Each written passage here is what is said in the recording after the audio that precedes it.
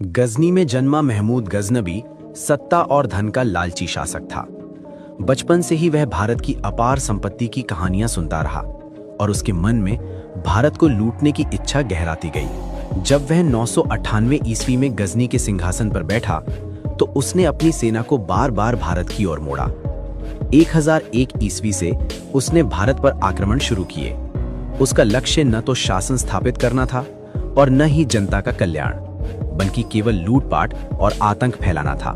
उसने पंजाब और पेशावर के क्षेत्रों में हमला किया और हिंदू शाही राजा जयपाल को पराजित किया। अपमान और पीड़ा से टूटकर जयपाल ने आत्मदाह कर लिया।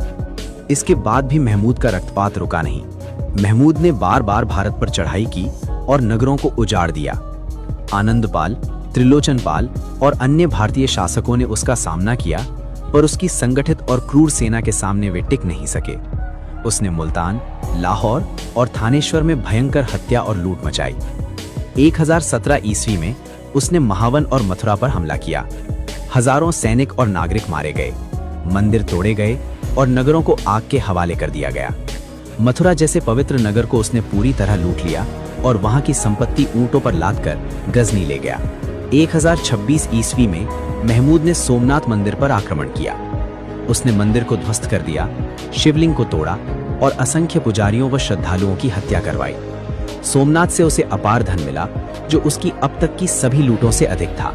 अपने हर आक्रमण के बाद वह भारत को तबाह अवस्था में छोड़कर गजनी लौट जाता था। उसके हमलों से भारत के अनेक राजवंश कमजोर हो गए और देश की सुरक्षा व्यवस्था बिखर गई, जिससे आगे आने वाले आक्रमणकारियों के लिए रास्ता खुल गया। जीवन के अंतिम समय में महमूद गंभीर रोगों से पीड़ित रहा। वो शारीरिक और मानसिक कष्ट झेलता रहा और 1030 ईस्वी में गजनी में उसकी मृत्यु हुई। भारत के इतिहास में महमूद गजनवी एक ऐसे आक्रमणकारी के रूप में याद किया जाता है जिसने धन और सत्ता के लिए बार बार भारत को लूटा और भारी विनाश किया।